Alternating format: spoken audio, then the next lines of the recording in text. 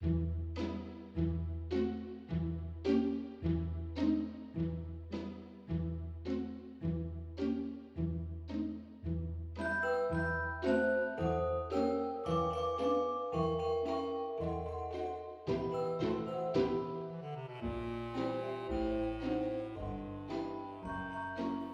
back to Bedtime Stories with Celosia Crane and our Christmas Fairy Tale series. Today, you're getting another 3 fairy tales. The Christmas Fairy of Strausburg, The Wooden Shoes of Little Wolff, and The Little Girl and the Winter Whirlwinds. The Christmas Fairy of Strausburg, a German fairy tale by Frances Jenkin Olcott. Once, long ago, there lived near the ancient city of Strausberg, on the river Rhine, a young and handsome count whose name was Otto. As the years flew by, he remained unwed, and never so much as cast a glance at the fair maidens of the country round. For this reason people began to call him Stoneheart. It chanced that Count Otto, one Christmas Eve, ordered that a great hunt should take place in the forests surrounding his castle. He and his guests and his many retainers rode forth, and the chase became more and more exciting. It led through thickets and over pathless tracts of forest, until at great length Count Otto found himself separated from his companions. He rode on by himself until he came to a spring of clear, bubbling water, known to the people around as the Fairy Well. Here Count Otto dismounted. He bent over the spring and began to lave his hands in the sparkling tide. But to his wonder, he found that though the weather was cold and frosty, the water was warm and delightfully caressing. He felt a glow of joy pass through his veins, and as he plunged his hands deeper, he fancied that his right hand was grasped by another, soft and small, which gently slipped from his finger the gold ring he always wore. And lo, when he drew out his hand, the gold ring was gone. Full of wonder at this mysterious event, the Count mounted his horse and returned to his castle, resolving in his mind that the very next day he would have the fairy well emptied by his servants. He retired to his room, and throwing himself just as he was upon his couch, tried to sleep. But the strangeness of the adventure kept him restless and wakeful. Suddenly he heard the hoarse baying of the watch-hounds in the courtyard, and then the creaking of the drawbridge as though it were being lowered. Then came to his ear the patter of many small feet on the stone staircase, and next he heard indistinctly the sound of light footsteps in the chamber adjoining his own. Count Otto sprang from his couch, and as he did so there sounded a strain of delicious music, and the door of his chamber was flung open. Hurrying into the next room, he found himself in the midst of numberless fairy beings clad in gay and sparkling robes. They paid no heed to him, but began to dance and laugh and sing to the sound of mysterious music. In the center of the apartment stood a splendid Christmas tree, the first ever seen in that country. Instead of toys and candles, there hung on its lighted boughs diamond stars, pearl necklaces, bracelets of gold ornamented with colored jewels, aggregates of rubies and sapphires, silken belts embroidered with oriental pearls, and daggers mounted in gold and studded with the rarest gems. The whole tree swayed, sparkled, and glittered in the radiance of its many lights. Count Otto stood speechless, gazing at all this wonder, when suddenly the fairies stopped dancing and fell back, to make room for a lady of dazzling beauty who came slowly toward him. She wore on her raven-black tresses a golden diadem set with jewels. Her hair flowed down upon a robe of rosy satin and creamy velvet. She stretched out 2 small white hands to the Count and addressed him in sweet, alluring tones. "Dear Count Otto," she said, "I come to return your Christmas visit. I am Ernestine, the Queen of the Fairies. I bring you something you lost in the Fairy Well." And as she spoke, she drew from her bosom a golden casket set with diamonds, and placed it in his hands. He opened it eagerly, and found within his lost gold ring. Carried away by the wonder of it all, and overcome by an irresistible impulse, the Count pressed the Fairy Ernestine to his heart, while she, holding him by the hand, drew him into the magic maze of the dance. The mysterious music floated through the room, and the rest of that fairy company circled and whirled around the Fairy Queen and Count Otto, and then gradually dissolved into a mist of many colors, leaving the Count and his beautiful guest alone. Then the young man, forgetting all his former coldness toward the maidens of the countryside about, fell on his knees before the fairy and besought her to become his bride. At last she consented, on the condition that he should never speak the word death in her presence. The next day the wedding of Count Otto and Ernestine, Queen of the Fairies, was celebrated with great pomp and magnificence, and the two continued to live happily for many years. Now it happened on a time that the Count and his fairy wife were to hunt in the forest around the castle. The horses were saddled and bridled, and standing at the door the company waited, and the Count paced the hall in great impatience. But still the Fairy Ernestine tarried long in her chamber. At length she appeared at the door of the hall, and the Count addressed her in anger. "You have kept us waiting so long," he cried, "that you would make a good messenger to send for death."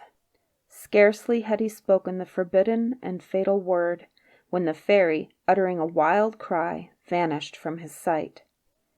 In vain Count Otto, overwhelmed with grief and remorse, searched the castle and the fairy well. No trace could he find of his beautiful lost wife, but the imprint of her delicate hand set in the stone arch above the castle gate. Years passed by, and the Fairy Ernestine did not return. The Count continued to grieve. Every Christmas Eve he set up a lighted tree in the room where he had first met the fairy, hoping in vain that she would return to him. Time passed, and the Count died. The castle fell into ruins, but to this day may be seen above the massive gate, deeply sunken into the stone arch, the impress of a small and delicate hand. And such, say the good folk of Strausberg, was the origin of the Christmas tree. The Wooden Shoes of Little Wolff, a French tale by François Coppée.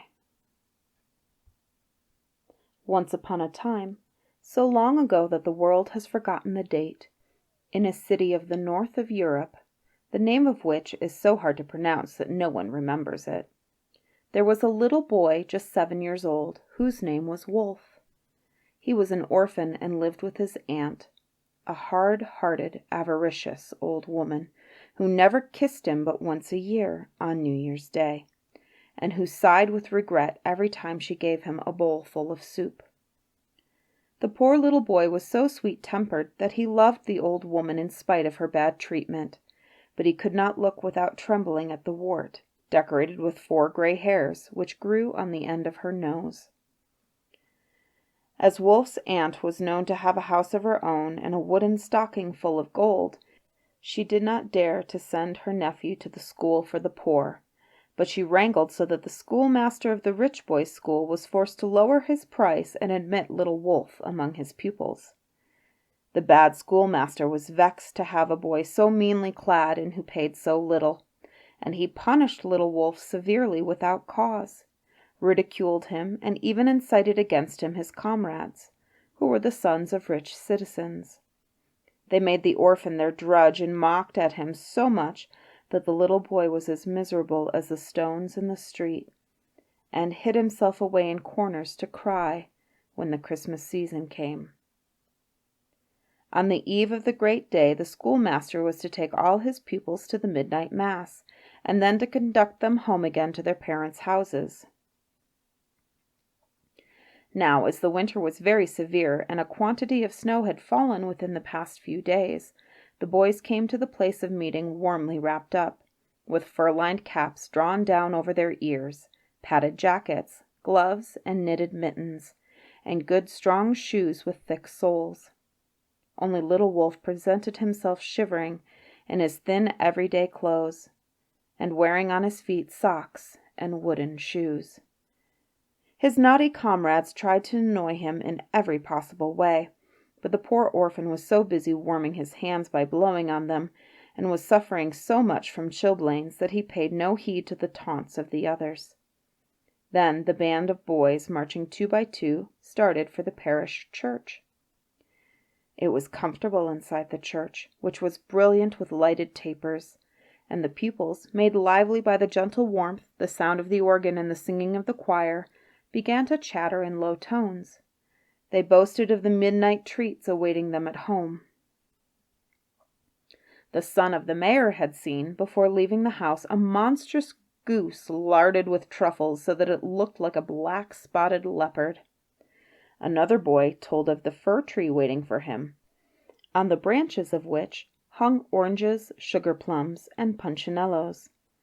Then they talked about what the Christ child would bring them, or what he would leave in their shoes, which they would certainly be careful to place before the fire when they went to bed. And the eyes of the little rogues, lively as a crowd of mice, sparkled with delight as they thought of the many gifts they would find on waking. The pink bags of burnt almonds, the bonbons, lead soldiers standing in rows, menageries, and magnificent jumping jacks dressed in purple and gold. Little Wolff, alas, knew well that his miserly aunt would send him to bed without any supper. But as he had been good and industrious all the year, he trusted that the Christ child would not forget him, so he meant that night to set his wooden shoes on the hearth. The midnight mass was ended. The worshippers hurried away, anxious to enjoy the treats awaiting them in their homes. The bands of pupils, 2 by 2 following the schoolmaster, passed out of the church. Now, under the porch, seated on a stone bench, in the shadow of an arched niche, was a child asleep. A little child dressed in a white garment and with bare feet exposed to the cold. He was not a beggar, for his dress was clean and new, and beside him upon the ground, tied in a cloth, were the tools of a carpenter's apprentice. Under the light of the stars, his face, with its closed eyes, shone with an expression of divine sweetness, and his soft curling blonde hair seemed to form an aureole of light about his forehead.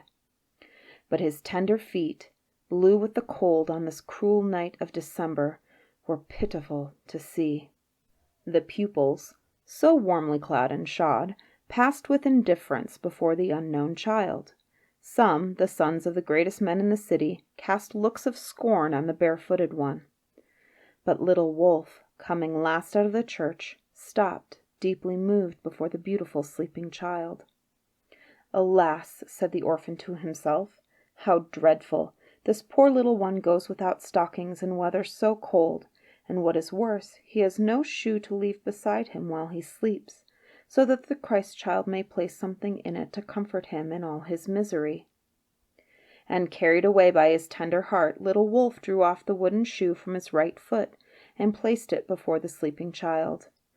And as best as he was able, now hopping, now limping, and wetting his sock in the snow, he returned to his aunt. "You good-for-nothing!" cried the old woman, full of rage when she saw that one of his shoes was gone. "What have you done with your shoe, little beggar?" Little Wolff did not know how to lie, and though shivering with terrors as he saw the gray hairs on the end of her nose stand upright, he tried stammering to tell his adventure. But the old miser burst into frightful laughter. "Ah, the sweet young master takes off his shoe for a beggar! Ah, master spoils a pair of shoes for a barefoot! This is something new indeed. Ah, well, since things are so, I will place the shoe that is left in the fireplace, and tonight the Christ child will put a rod to whip you when you wake, and tomorrow you shall have nothing to eat but water and dry bread, and we shall see if the next time you give away your shoe to the first vagabond that comes along." And saying this, the wicked woman gave him a box on each ear and made him climb into his wretched room in the loft. There the heartbroken little one lay down in the darkness, and drenching his pillow with tears, fell asleep. But in the morning, when the old woman, awakened by the cold and shaken by her cough, descended to the kitchen, a wonder of wonders! She saw the great fireplace filled with bright toys, magnificent boxes of sugar plums, riches of all sorts, and in front of all of this treasure the wooden shoe which her nephew had given to the vagabond. Standing beside the other shoe which she herself had placed there the night before, intending to put in it a handful of switches. And as little Wolff, who had come running at the cries of his aunt, stood in speechless delight before all the splendid Christmas gifts, there came great shouts of laughter from the street. The old woman and the little boy went out to learn what it was all about, and saw the gossips gathered around the public fountain. What could have happened? Oh, a most amusing and extraordinary thing. The children of all the rich men of the city, whose parents wished to surprise them with the most beautiful gifts, had found nothing but switches in their shoes. Then the old woman and little Wolff remembered with alarm all the riches that were in their own fireplace. But just then they saw the pastor of the parish church arriving, with his face full of perplexity. Above the bench, near the church door, in the very spot where the night before a child, dressed in white, with bare feet exposed to the great cold, had rested his sleeping head, the pastor had seen a golden circle wrought into the old stones. Then all the people knew that the beautiful sleeping child, beside whom had lain the carpenter's tool, was the Christ child himself, and that he had rewarded the faith and charity of little Wolff. The Little Girl and the Winter Whirlwinds, a Bulgarian folktale. One year the wicked winter witch decided to stop spring from coming on time and make winter the only season on earth. She hid the sun behind dark clouds and covered the earth with heavy snow. So one morning the people from a small mountain village woke up and found their houses buried under the snow up to the roofs. They started digging tunnels for their own to neighboring houses, and gathered in small groups to decide what they could do. They finally decided that the best thing to do is to send someone to the highest mountain peak, where the good wizard Father Frost lived in his palace of ice, and ask him for help. But no one was willing to go on such a dangerous trip. "I am ready to go," said an old man, "but I am afraid I am too old and slow to reach the peak on time. If only I was 20 years younger." "Don't worry, grandfather, I will go," his little granddaughter said. She was an orphan, living in his home since her parents died. "No, not you," the neighbors pitied her. "You are too young and tender for such a hard job. You don't even have a warm coat, no hat and scarf, not even woolen mittens." "I am not afraid," the little girl said. "My feet are strong and I'm as fast as a mountain goat." "But you'll freeze up there with no shelter to hide from frost." "I will not," the little girl said firmly. "I have a warm heart full of love for everyone. It will save me from the frost." "Go, my child," the old man said. "I know your good heart, and I trust it." The children, who were all her friends, gave her their warmest clothes. "Here, take my coat," one of them said. "My mittens are so warm. Put them on," said another. "Take my hat, my scarf, my woolen socks, and my boots." Soon the little girl was ready to go. She waved back at her friends and started for the snowy mountain peak. She went further and higher, never thinking about rest. Soon she was able to see the glittering ice on top of the highest peak. All of a sudden, the whirlwinds woke from their sleep, and noticing the little figure in the snow, became furious. "Who dares trespass our property? Let's show her who we are," they screamed. "Let's blow her so hard until she forgets where she's heading for." And they started whirling fiercely around the girl. But she only huddled into her warm coat and bravely went on. The whirlwinds got very tired, one after the other, fell on the ground gasping for breath. "What a strong girl," one of them said. We are exhausted, and she's not even tired." "No human being has ever outmastered us, let alone such a fragile little girl. If we cannot manage ourselves, let's call our sisters the Blizzards for help." So they called for the Blizzards. Hearing them, the Blizzards became very angry. "She will pay for that," they roared, and threw themselves after her. It was a long and uneven struggle, but the girl overcame the Blizzards too, thanks to her strong, warm heart that never let her feel fear or weariness. The Blizzards fell on the ground, breathing heavily. "That's a shame," one of them hissed. "We are not able to stop her. Let's call our mother for help." "Mother, mother," they all screamed, "come to help." Their mother was the frosty winter witch. She came at once and said, "I saw everything. Now listen to me. When you cannot defeat someone by force, turn things the other way around. Let's be good to her." "What do you mean? To kiss her?" a whirlwind asked ironically.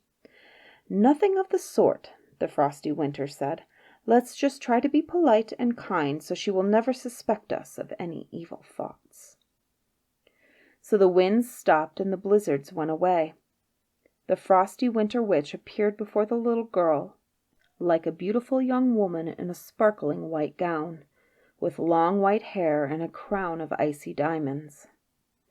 "Am I dreaming, or is this some good miracle?" the girl thought. "This beautiful lady has the face of my dear mother, and I can hear her sweet voice singing my lullaby.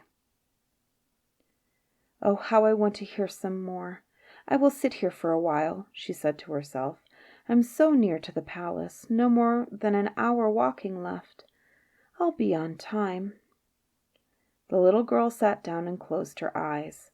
The frosty winter witch grinned in delight. "Sleep, little girl, and may you sleep forever."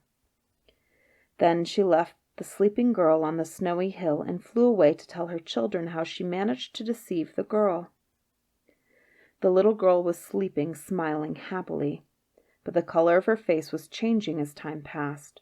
Her pink cheeks became at first red, then blue, then waxy yellow. She was slowly freezing. Until all of a sudden something stirred the snow. A squeaking sound was heard, and a tiny head showed up from a hole in the snow. It was a little white mouse, her shiny black eyes fixed on the sitting figure. "Someone's in trouble," squeaked the mouse. And right after that, a number of little holes opened in the snow, and a number of mice peeped out of the holes. They ran to the girl and started massaging her feet and hands. But the mice were so little and their labors so inefficient that they decided to call their friends the rabbits for help. This time bigger holes opened in the snow, and a number of white rabbits peeped out and ran to the rescue.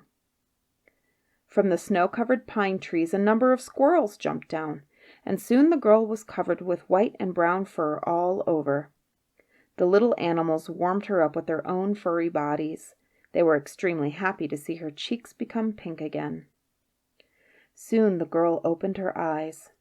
She thanked her new friends for saving her life and told them why she was here and where she was going. "We are coming with you," the animals cheered. "We also suffer very much from this never-ending winter." Flocking around the girl, the animals accompanied her to the ice palace.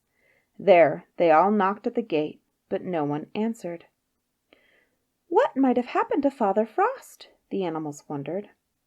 "Let's try to open the door. It's not locked." They opened the heavy gate, and the girl stepped in, followed by her friends.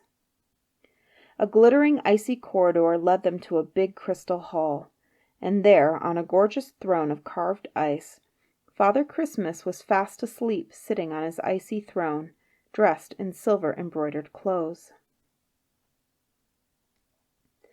2 squirrels jumped in his lap and tickled his face with their furry tails. A mighty sneezing sound made them all freeze with fear. But Father Christmas opened his blue eyes and smiled. "What are you doing here, little friends?" The girl told him everything. You mean I have slept here while the wicked winter witch was trying to stop spring from coming? Throughout the whole winter? Father Christmas asked, astonished. I guess she decided to outsmart me and stay on earth forever, but I will not let her. Thank you, little ones, for waking me up. Now I'll restore the natural order and give everyone what he deserves. Then he blew on his silver whistle, and in an instant all his subjects appeared in the big crystal hall. He ordered them to go and find the Frost Winter Witch and bring her to the palace so he could lock her down in the cellar until next year. He also told them to clear the skies from clouds so that the sun can melt the snow. When the big gates opened again, the sun outside was shining and the soft snow had started to melt. The way back was much easier. The new friends parted, promising to help any time when needed. Everyone in the village cheered, meeting the brave little girl. They were very happy to pick the first snowdrops and give them to her. Spring was also very happy to hear the songs and see the dances the children had prepared specially for her. That is the end of this week's episode. I hope you enjoyed these 3 tales, and we'll come back next week for yet another tale.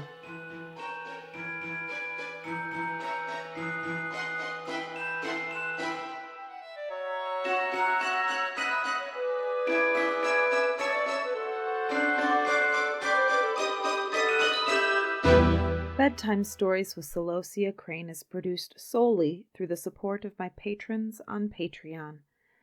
To become a patron for as little as $1 a month, please visit www.patreon.com/Celosia Crane.